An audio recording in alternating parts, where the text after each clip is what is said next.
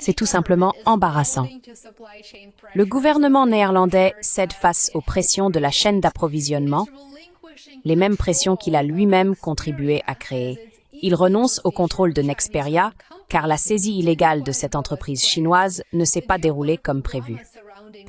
Le drame géopolitique entourant Nexperia, un fabricant de puces chinois basé aux Pays-Bas, semble enfin proche d'une résolution. Après des semaines de tensions croissantes qui menaçaient de perturber la chaîne d'approvisionnement mondiale de l'automobile, il semble que le gouvernement néerlandais n'ait d'autre choix que de céder aux pressions extérieures engendrées par sa récente manœuvre opportuniste avec la Chine. Selon de nouveaux rapports, les Pays-Bas seraient prêts à suspendre leur contrôle sur Nexperia si la Chine reprend l'exportation de ses puces essentielles.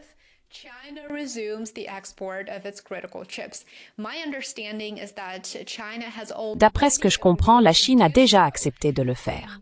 Ils ont désespérément besoin des puces en Europe, bien sûr, et ils comprennent désormais que les conséquences de leurs propres actions pourraient bien se retourner contre eux. Cette décision mettrait effectivement fin à l'un des différends fiscaux les plus tendus entre l'Europe et la Chine cette année. Un différend qui aurait pu interrompre la production chez les grands constructeurs automobiles du monde entier, principalement en Europe. Comme je l'ai déjà évoqué dans une vidéo au début du mois d'octobre, le gouvernement néerlandais a pris le contrôle de Nexperia en vertu d'une loi datant de la guerre froide qu'il avait exhumée, lui donnant le pouvoir de bloquer ou de modifier des décisions d'entreprises clés pendant une durée pouvant aller jusqu'à 1 an.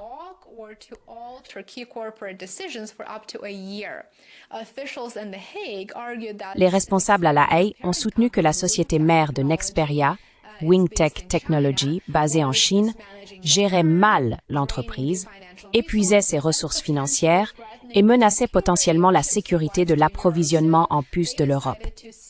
Ils ont donc décidé de saisir Nexperia. Mais la Chine a riposté très rapidement. Elle n'a pas attendu. Dans une démonstration de force sans équivoque, Pékin a imposé des restrictions sur les exportations de puces Nexperia, qui représentent jusqu'à 70% de la production mondiale de l'entreprise. Le résultat a été une crise d'approvisionnement immédiate. Nexperia est un fournisseur essentiel de puces de contrôle de puissance utilisées dans les véhicules modernes et des constructeurs comme Volkswagen, Honda et Stellantis dépendent fortement de ses composants. Autant dire qu'il n'a fallu que peu de temps avant que ces entreprises ne suspendent complètement leur production.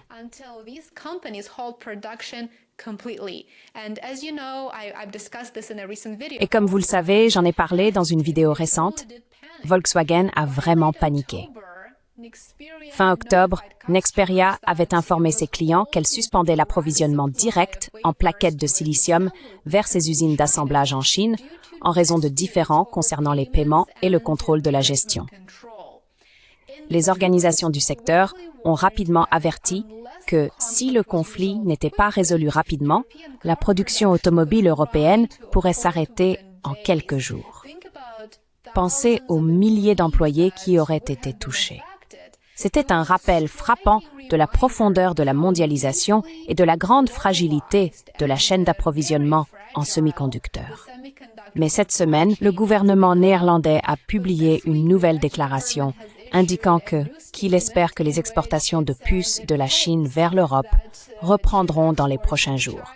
Il souhaite simplement que les choses reviennent à la normale avant la saisie illégale de l'entreprise détenue par les Chinois.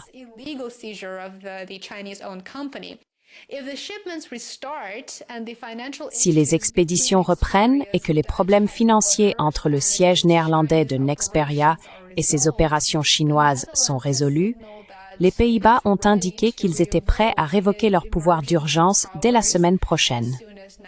Honda a confirmé avoir déjà été informé que les expéditions de puces Nexperia en provenance de Chine avaient repris et s'attend à ce que la production revienne à la normale.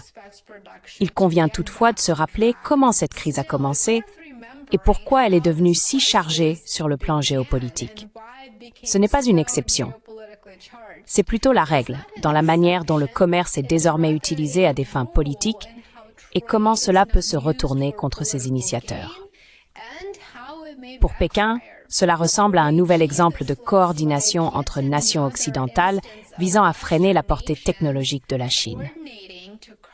Nous savons que l'initiative est en réalité venue des États-Unis, puis que le gouvernement néerlandais a réagi, il s'est conformé.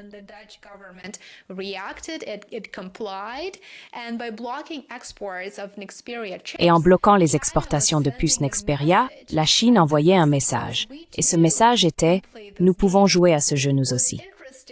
Ce qui est intéressant, c'est que les répercussions mondiales ont été immédiates. Vraiment immédiates. Nexperia fournit près de 40% des puces utilisées dans les automobiles du monde entier, et même une brève interruption risquait de plonger la production automobile mondiale dans le chaos. Les constructeurs européens se sont précipités pour trouver des alternatives. Ils ont paniqué et ils ont déposé des demandes d'exemption ou ont dû réduire temporairement leur production pour économiser leur stock limité. Ils savaient qu'ils ne pourraient peut-être pas les reconstituer rapidement.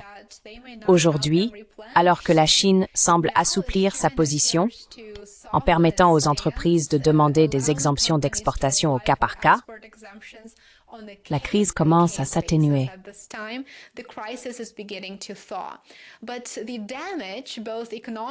Mais les dommages, à la fois économiques et diplomatiques, prendront probablement du temps à être réparés. Cet épisode met également en lumière une vérité plus large, et c'est ce que je souhaite souligner aujourd'hui. Les semi-conducteurs sont devenus le champ de bataille déterminant de la géopolitique moderne. Ce qui avait commencé comme un différend commercial entre Nexperia et sa société mère s'est transformé en affrontement par procuration entre puissances mondiales. Les Pays-Bas se retrouvent pris entre leurs engagements envers leurs alliés occidentaux et leurs liens économiques profonds avec la Chine. Ainsi, les Pays-Bas ont effectivement accédé à la demande des États-Unis, disons à leur propre détriment, et il semble qu'ils en aient tiré la leçon. J'affirmerai que pour l'Europe, la crise de Nexperia fait office de signal d'alarme.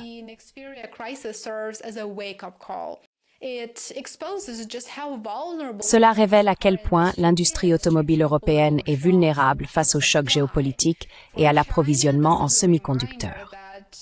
Pour la Chine, c'est un rappel que sa domination croissante dans la fabrication dépend encore de relations fragiles avec les marchés occidentaux si elle veut continuer à les approvisionner. Et pour les États-Unis, cette crise montre les effets d'entraînement considérables de leur stratégie de confinement technologique vis-à-vis de Pékin.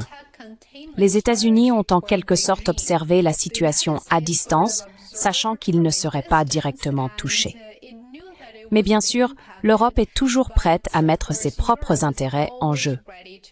Si le gouvernement néerlandais lève effectivement son contrôle sur Nexperia la semaine prochaine,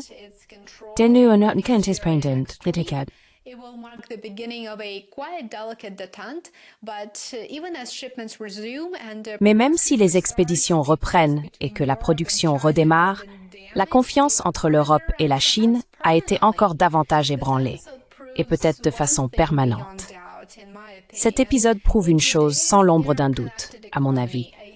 Dans l'économie interconnectée d'aujourd'hui, une seule décision politique à Amsterdam, Pékin ou Washington peut se répercuter dans de nombreux pays et affecter des millions de personnes.